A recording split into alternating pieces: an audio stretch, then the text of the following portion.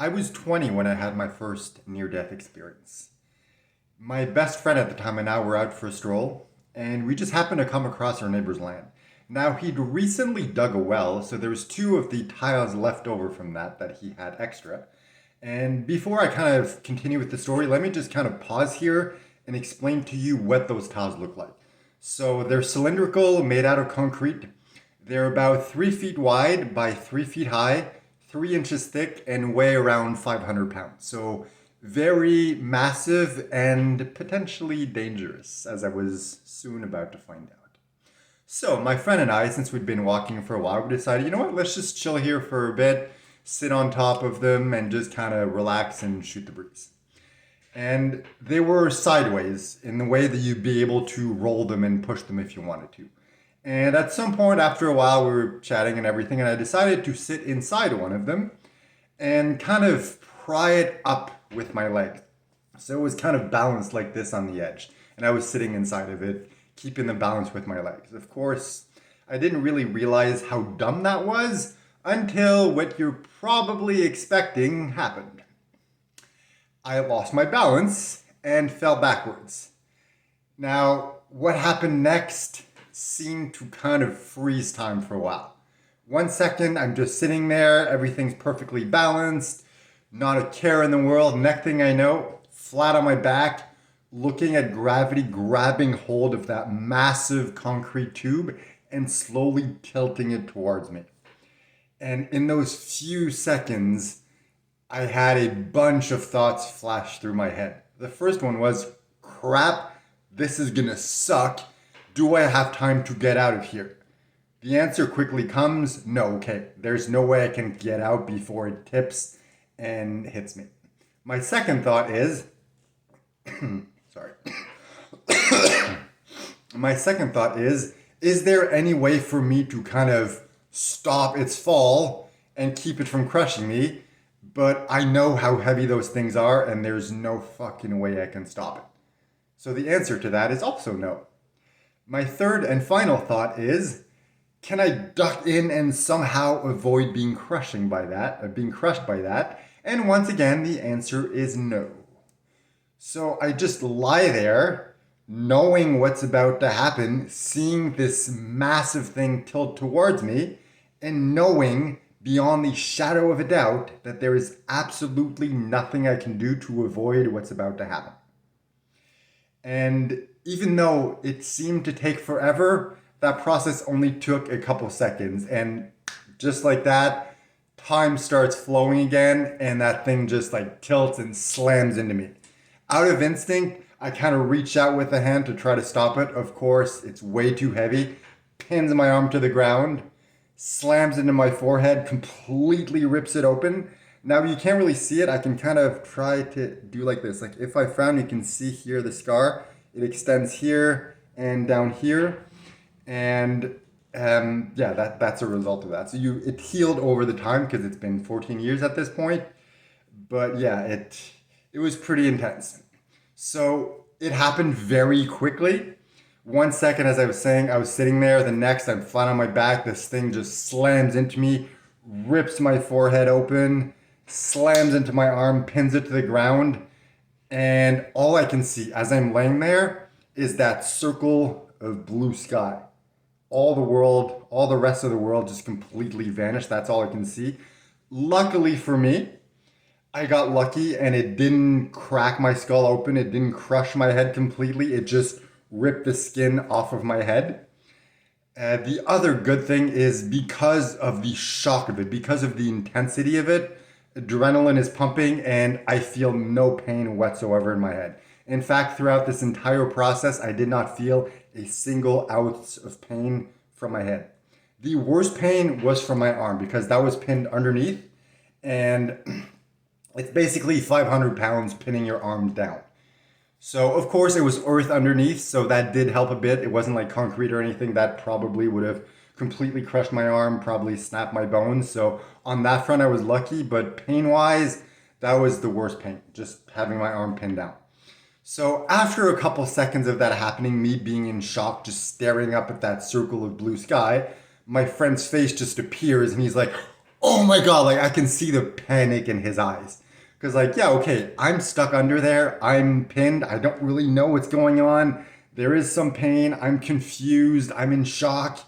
But from his perspective, like him seeing his best friend getting crushed by something that weighs 500 pounds is probably way more intense. So that's why like I can see the panic and the shock and the terror in his eyes. And we kind of like cross eyes for a while and we just like stare at each other. And after a few seconds, I'm like, go get help. So his face just like vanishes. I hear him like running to the neighbor's house. I hear him pounding on the door. A few seconds go by. I hear the door open. They exchange a couple words.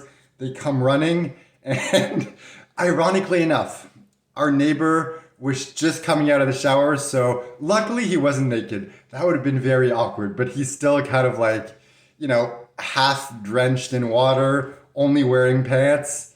And they both try to lift it up, but like I said, it's 500 pounds. So even with two people, and my friend is super skinny, my neighbor is somewhat skinny too. So it's like, even though they try as best as they can, there is just no way they can lift that thing. So my friend runs off to get another neighbor, while my current neighbor goes to get a metal pole to try to kind of like pry it off and relieve some of the pressure while we're waiting for my friend and another neighbor to come back. So I don't know exactly how much time passed. I'm guesstimating around 5 minutes before my friend came back with the other neighbor. And at that point, like the pain started to kick in more, not in the head as I mentioned, just in the arm. And I'm pinned there. I'm starting to panic a bit. And I'm just like, this fucking hurts. I want to get out of here. Like that's the mode that I'm in. And all my neighbor can do is just relieve some of the pressure and like a tiny bit of it with the metal pole. So when the neighbor gets there, all three of them just like, crouch down, slide their fingers underneath, manage to lift it up. And this time, with three people, they're able to lift it up enough for me to kind of shimmy out from underneath it. And then they just release it and bam, it just like slams down. And I remember like the earth shaking when it slammed down into it. And at the time, I didn't really think much of it, but it's just like now in retrospect, just the fact that when you release it and it slams into the earth, it actually shakes the earth. That is how heavy and how intense it is. So anyway, once I'm free, they lead me to the house. I sit down on the porch and neighbor goes in, calls my dad. A couple minutes later, my dad shows up in the car. I get in, we start driving to the hospital because at the time I live in the country and calling an ambulance is just not logical. It would take way longer for it to show up, pick me up and bring me to the hospital. It's just easier to drive there directly. Unfortunately, something we learned from when my brother was younger, he was epileptic, and it's the kind of epilepsy that does not stop by itself. So every time he had a seizure, we had to rush him to the hospital. So that's how we knew, all right, let's not even consider calling an ambulance. Let's just get in the car, drive to the hospital. Plus, considering everything, it really wasn't that bad. It could have been much, much worse. So drive for maybe 40 minutes, during which the first 5-10 minutes I explain what happened to my dad. Feel like a complete idiot for being so dumb and doing something so stupid, but at the same time being grateful that I'm alive, and then spending the rest of the ride pretty much in silence. And the good thing is, when you show up at the hospital with your forehead ripped open, your face covered in blood, you don't really need to wait. They're just like, oh, come right in, please. So I sit down in the office, the nurse asks me a couple questions like, what's your name, what's the date, blah, blah, blah, just to make sure I don't have brain damage. And then they bring me to a separate room, cut my shirt off, have me lie down on a table, and just wait for the doctor. And as I'm waiting, I'm lying there and staring up at that white ceiling, and my body starts to shake because like the adrenaline has gone down at this point. And in my head, what's going through my head is, I don't want a shot to calm down or for the pain or anything. So it's like, I'm trying to keep my body from shaking because I know if the doctor sees me shaking, they're going to want to give me something. I don't want it. And of course, the more I try to keep from shaking, the more that I'm shaking. So that's something that goes on for a couple minutes. Eventually, my body managed to relax and everything is good. The doctor comes in, starts sewing me up, and as she does that, she asks, like, what happened? And so I tell her the story and everything. And at some point, as she's sewing me up, she mentions, like, wow, you're really lucky. Like, few more inches and your skull would have cracked open, you would have died. And that's the moment that I realized, like, holy crap, I almost died. And it was later that night when I was lying in the hospital bed, staring up at that wonderful white hospital ceiling once again, that I realized, like, okay, this this experience, this near death experience, it happened for a reason. I manifested this somehow, and I've always wanted to be a writer. I always wanted to be an author. I never pursued that passion because it didn't seem logical. At the time, I was training to join the Royal Canadian Mounted Police. But once that happened, as I lay in the hospital, I realized, like, I can't do that. If I do not pursue my passion of writing, I will regret this for the rest of my life. So right then, right there in that moment, I decided I'm not going to be a cop. I am going to pursue my passion of being a storyteller, being an author. And, a couple months later, once everything healed, moved to Montreal, spent a year trying to be a screenwriter because that seemed somehow easier. Turns out it was not. And eventually, started writing erotica, started making money from that. Then started working on my book series, published those eventually, and so on and so forth. But that event, that near death experience, is what really changed everything for me. And I'm so grateful for everything that happened. But at the same time, there are certain experiences, certain moments throughout that I just remember forever and that kind of make me cringe. The most significant of that is the sensation of the needle scraping against my skull as she was sewing my forehead back together. That is a moment that I will never forget, an experience that is so unique and spine shuddering that it's not something I wish on anyone. But as a whole, the experience, I'm very grateful that I had it. By the way, interesting fact, even though I've run way over time, I don't care. I wanted to share the full story.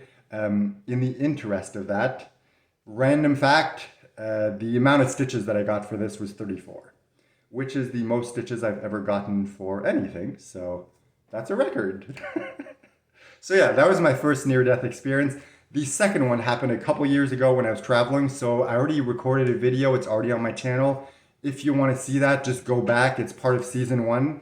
It's titled something along the lines of, I tried walking 100 kilometers and it nearly killed me. Something like that. So if you want to hear about my second near-death experience, you can go and watch that video. I'm going to stop here because I'm 3 minutes over time. But I just wanted to really take the time to share this entire story because I mentioned it in the live a couple days ago. And I felt it was important to really go in detail and share everything about it. So that was my first near-death experience. Hopefully you enjoyed it. And, well, I did. Not in the moment, but it completely transformed my life and I'm so grateful for it. So yeah, that was it. I'll check back in tomorrow. Ooh, I missed it. Nice.